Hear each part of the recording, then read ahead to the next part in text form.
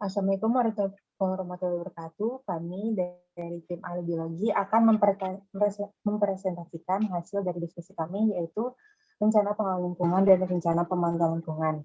Nah, untuk yang pertama, itu dari teman saya Ayu akan mempresentasikan dari rencana pengelolaan lingkungan.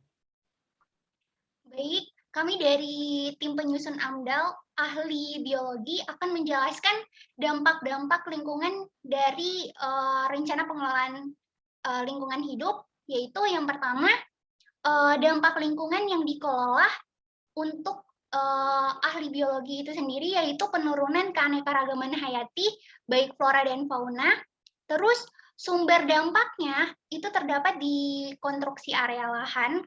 Terus indikator keberhasilan dari pengelolaan lingkungan hidupnya itu dia keberadaan flora dan fauna pada area hutan yang dikonversi menjadi area pembangunan operasional pabrik gula agar tetap terjaga populasinya dan proses kepunahan dari flora dan fauna langkanya bisa kita cegah. Terus bentuk pengelolaan lingkungan hidupnya seperti apa? Di sini kami dari tim ahli biologi melakukan dua cara. Yang pertama, melakukan kegiatan budidaya atau pelestarian flora endemik dan flora yang telah mengalami kelangkaan, yaitu konservasi seperti cagar alam. Nah, cagar alam itu fungsinya untuk menjaga dan melestarikan satwa-satwa yang untuk tidak punah. Terus yang kedua, melakukan penangkaran fauna seperti pengadaan suaka marga satwa bagi fauna endemik dan fauna langka. Nah, bedanya fauna endemik dan fauna langka itu apa sih? Jadi fauna endemik itu dia fauna suatu organisme yang terdapat di suatu daerah dan tidak bisa kita temukan di daerah lain. Terus kalau fauna langka itu dia organisme yang jumlah individunya hampir sedikit atau dia hampir punah. Nah, terus lokasi pengelolaan lingkungan hidupnya di mana? Nah, di operasional pabrik gula ini yang kami lakukan yaitu di hutan sawah di sekitar area proyek yang akan kami rencanakan. Terus untuk periode pengelolaan lingkungan hidupnya, yaitu kami melakukan selama kegiatan berlangsung itu secara berkala pada tahap 2 minggu sekali selama 3 bulan.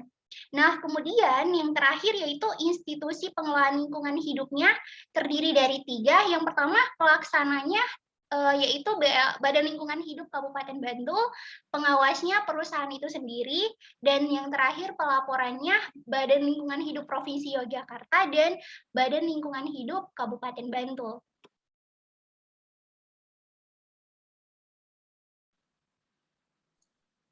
Selanjutnya, yaitu ada rencana pemantauan lingkungan hidup, di mana untuk dampak lingkungan yang dipantau, yaitu adalah jenis dampak yang timbul, yaitu perubahan keanekaragaman hayati, di mana berkurangnya jumlah flora dan fauna.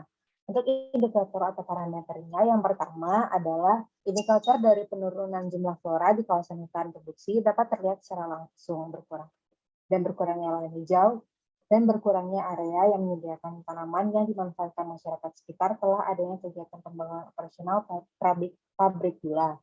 Yang kedua, yaitu indikator dari penurunan keanekaragaman tanaman juga dapat dilihat dari perilaku hewan yang bermigrasi menuju lahan yang masih menyediakan makanan bagi mereka.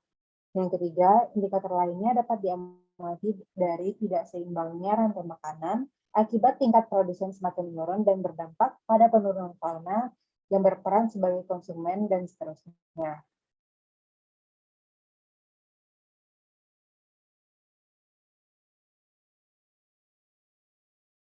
untuk sumber dampaknya sendiri yaitu pada keuangan lingkungan hidup, mana metode pengumpulan dan analisis datanya, yaitu yang pertama, data yang dikumpulkan berupa data primer dan data sekunder. Data primer diperoleh dari kegiatan pengamatan secara langsung dan melakukan interaksi langsung dengan warga melalui kegiatan wawancara.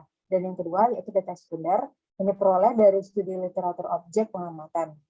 Untuk metode analisis datanya, yang pertama, yaitu analisis hubungan keberadaan spesies fauna berdasarkan data rona awal, atau time series analysis. Yang kedua, mendeskripsikan hasil observasi, perhitungan statistik, dan rujukan ilmiah terhadap keberadaan fauna saat pemantauan dilakukan, serta menghubungkannya dengan data rona awal. lokasi kegiatan, dan daerah sekitarnya. Yang ketiga yaitu mendeskripsikan data-data yang bersifat khusus yang mungkin tercatat selama kegiatan pemantauan. Kemudian untuk lokasi pemantauan lingkungan hidupnya itu berada di kawasan area pembangunan dan lokasi kecamatan yaitu kecamatan kritis, di mana waktu dan frekuensi pemantauan yaitu selama 3 kali dilakukan selama tahap prakonstruksi. Untuk institusi pemantauan lingkungan hidupnya, yang pertama ada pelaksana yaitu dilakukan oleh BLA Kabupaten Bantul, dan pengawas yaitu perusahaannya sendiri, dan penerima laporan yaitu dari BLH Provinsi Yogyakarta dan BLH Provinsi Kabupaten Bantul. Sekian presentasi dari dokumen rencana pengelolaan lingkungan hidup dan rencana pemantauan lingkungan hidup dari tim ahli biologi. Sekian, terima kasih atas perhatiannya. Wassalamualaikum warahmatullahi wabarakatuh.